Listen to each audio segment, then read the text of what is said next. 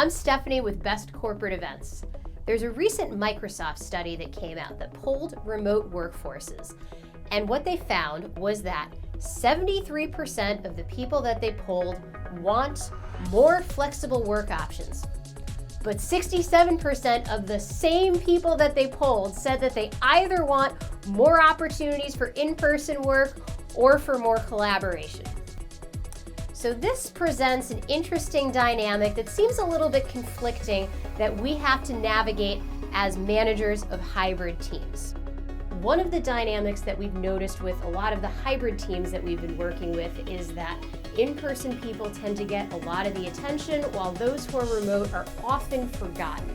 This can lead to one of two management extreme dynamics, neither of which are ideal. Either those folks who are remote get completely ignored, or management realizes that they're not giving them enough attention and decides to double down and micromanage them, which of course also isn't ideal. So in our hybrid teams course, we've put together a couple of resources to help you out with that dynamic. We'll take a look at a trust audit that you can administer with your own teams. We'll spend some time looking at some meeting tools. We'll look at different behavioral styles, and we'll give you some situational leadership approaches so that everybody's style can be best met and taken care of. We realize that each hybrid team has different needs and different dynamics that you're facing.